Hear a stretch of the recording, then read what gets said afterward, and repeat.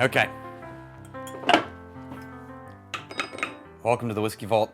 I'm Daniel Whittington. I'm the Chancellor at Wizard Academy Whiskey Marketing School. This is a Hidden Drams episode. And Hidden Drams is where I try to highlight something that I think I really want to talk about and I'm excited to talk to you about. But there's a high likelihood that you're not going to be able to get your hands on it, or it'll be harder for you to get than the things I normally review that are more accessible. I love Compass Box. They're one of my favorite whiskey companies on the planet. I have zero objectivity when it comes to their whiskey, and I'm just going to say that up front. I really wanted to review this one. We just had whiskey class. This is a set of 4 videos that we've shot now. It's a month ago. By the time this comes out, it'll be like 2 months ago. But at the time that we're shooting this, I just finished whiskey school. I'm really, really tired. I'm working hard to get the energy up. But Stephen Hall, who is one of our level 1 whiskey sommeliers, brought this bottle and donated it to the vault. And I took it out of our box of things that need to be inventoried because I wanted to drink it on camera, because it's a James Saxon release.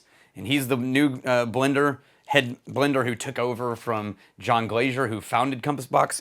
And everything that Saxon has created that I've been able to try, I've loved it. His style, to me, really lands well with all my preferences in a totally different way than John Glazier's did. The things that John Glazier sort of naturally gravitated to, that tends to be what I naturally gravitate to.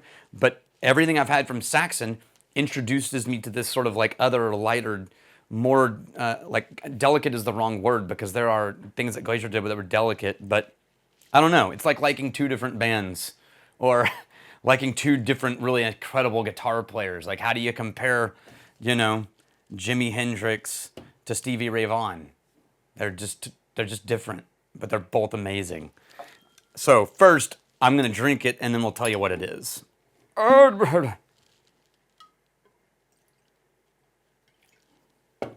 So, this is a blended scotch, which means it contains grain whiskey and malt whiskey.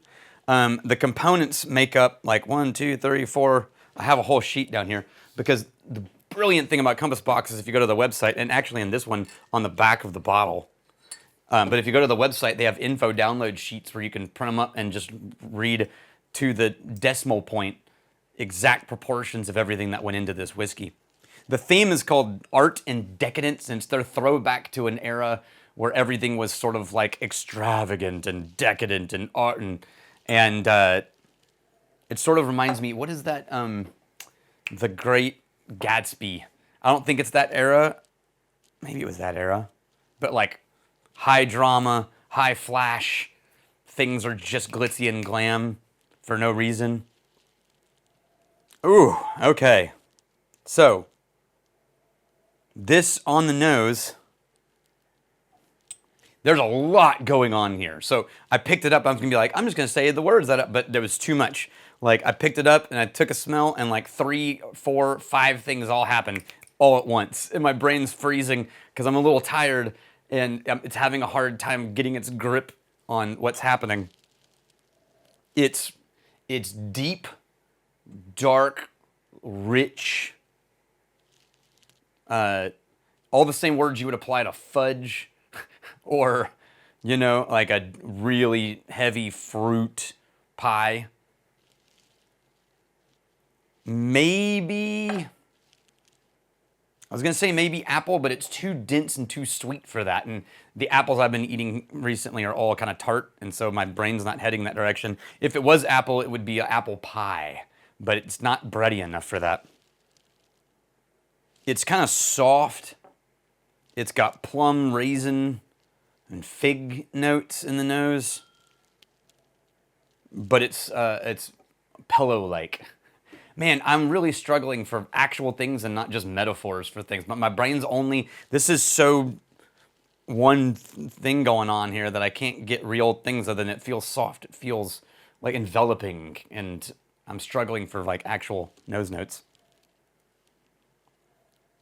There's a dryness to it that sort of counters the deep, rich dessert direction that it was headed. Just as you think it's only desserty, there's this like background dryness to it. That's not dusty, but even that's rich. Cheers to you.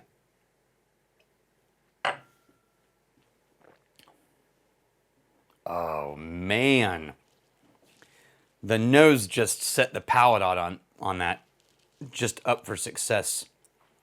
The palate delivers all the rich, oily heaviness that the nose hinted at. I'm not getting the dryness yet. Maybe it's in the long aftertaste. I'm gonna wait for a second. Nope.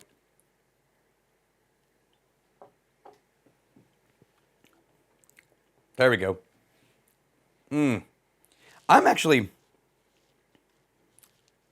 yeah, if I let it sit after I swallow for a while, now there's a hint of that sort of like dry woody note. I'm really shocked that there's grain whiskey in this. I would think that the grain whiskey would lead this to be thinner, a little more bright and shiny instead of deep and luxurious. I would have, if you had poured this for me blind, I would have said blended malt. I would never have included grain in that mix. It's just not, if I could have A-B'd, you know, before they put that in and after, maybe, but like I'm just not, the malts are so heavy. They're really, I wonder if there's a density to this that was there, that the grain sort of like allowed that density to soften up. Because like, you know how sometimes you'll order dessert somewhere and you take, it looks great and you take one bite and you're like, oh, that's amazing. But by the third bite, you're kind of like, oh, I need 4 more people to help me finish this because every bite is absolutely incredible, but it's too much. It's too rich. I'm not getting that with this. I'm getting like, I just want to keep coming back to that. But there's a part of me that wonders if maybe that's what the grain whiskey's doing, is it's taking what would have been so heavy-handed and so rich and so enveloping that 2 or 3 sips in, you needed something to cut through it. And maybe the grain is lightening it a little bit like that. All right, I'm going to grab the info sheet because I can't read my notes from this far away when they're this small print. This is the kind of info sheet that you can get if you download it from the website, and that's really, really cool, right? So, what they say is 24%, oh, of course, 24% Glenmorangie sherry butts, and that's the dark, rich, and that's Oloroso. First fill Oloroso, so it's got a lot of the sherry impact on there. The next biggest volume was the Port Dundas single grain, yeah, but also that was in sherry. Yeah, that makes sense. The next biggest was 14%.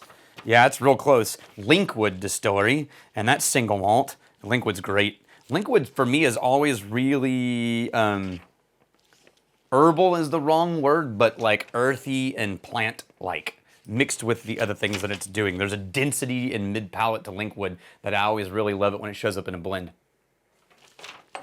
Fills in things. Balmanic Distillery. Oh, yeah, okay. That's cool. 13%, 0.6. Ex-Madeira cask Balmanic. There's your luxurious. And then there's Sauterne cask Balmanic. Oh, that one's 17, so that's more than the 14% of the Linkwood. This is really small print. Sorry, guys. And then there's like 2% of a little dash of a blended Scotch like tank that they had that just sort of opened things up. Aged in recharred American oak. Interesting. Limited edition. I don't know how limited or really even what that means to them. Everyone's definition of limited is so different. Yeah, 9,126 bottles. Man, the craft guys in Texas, if they could release 9,000 bottles, that would not be a limited release for them. That would be like, guys, we've arrived. We're finally releasing actual numbers and volume. That's cool. And I always like their, I mean, come on, look at that label. The ability to find a graphic design company when they're unknown and then grow with them to the point where you're world famous and so are they. That's a good move right there. The company that designs all the labels for these guys is called Stranger and Stranger, and they're based out of London. And they're expensive to work with now. I know because I reached out to them to see if they'd be willing to work with us on our labels when we started Crowded Barrel. There's no way. There's no way. There's no way. We would have spent more working with them than it cost to build the interior of the tasting room. So, and they are, I mean, look, they deserve all of that. Look at that label, right? That's a work of art. So, the goal is, when I start my next thing, find a fledgling but brilliant graphic designer, and we grow together. That'd be nice. Oh, guys, I could just sort of like forget that you're all here and just go off in my own little world and just live with this one for a little while. If you are one of the people who can get your hands on one of the 9,000 bottles of this, then good on you. If not, and you've never heard of Compass Box, rectify that immediately. Cheers to you. I'm really glad you're here.